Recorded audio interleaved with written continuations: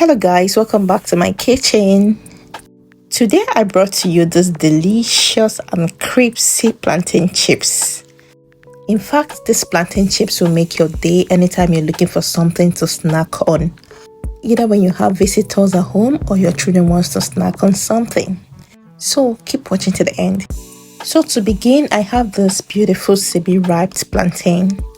This simply means that the plantain is not ripe and is not unripe, but it will still make a sweet taste unlike unripe plantain. So I've rinsed it already with clean water. So the next thing I did was to peel the bags and transfer it into a bowl. We're not going to make use of the back but the inside of the plantain. So now I'm done peeling the plantain. So the next thing is to discard the peels. So I wanted to use my grater to cut the plantain into thin slices, because I heard someone said you can use it to cut your plantain, but unfortunately it didn't work for me. So I decided to use the one I know, which is my knife. So I used my knife to cut it into some thin slices, just like so. And when you're cutting, you need to be careful with your fingers so that the knife doesn't injure you. So look at that, guys. This is how it's supposed to be after cutting it. And it all requires patience. If you're not patient, you may not be able to cut it this thin. I prefer using my chopping board whenever I'm cutting anything.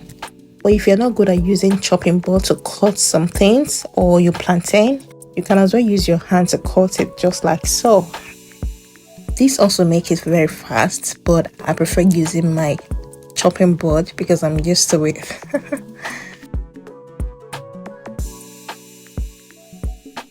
Now I'm done cutting the plantain. The next thing I will do is to spray some oil on it.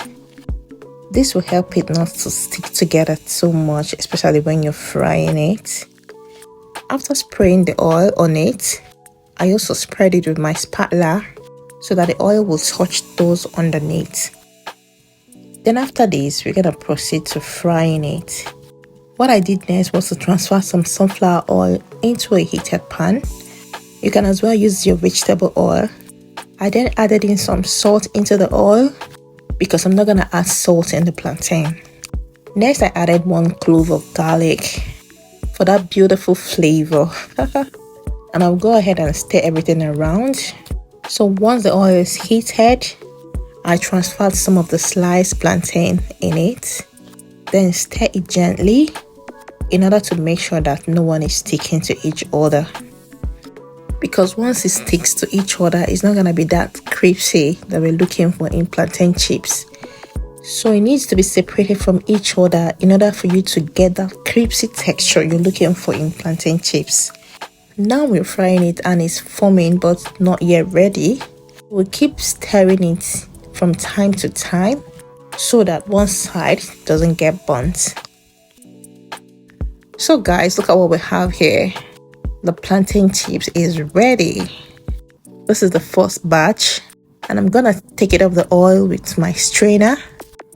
And this is how I continued frying it until I was done with all the plantain. Guys, this was super good. You can as well do the same with your unripe plantain in case you don't want the semi. Guys, finally our plantain chips is ready. Very crispy, very delicious. They really enjoyed it. But before you get the best of it, you need to allow it to be very cold. That's when you will enjoy it the more. And make sure you put it in an airtight container once it's very cold. And it could last for a whole month. So guys, tell me what you think about this plantain chips. Thank you guys for watching and see you in my next one. Bye bye.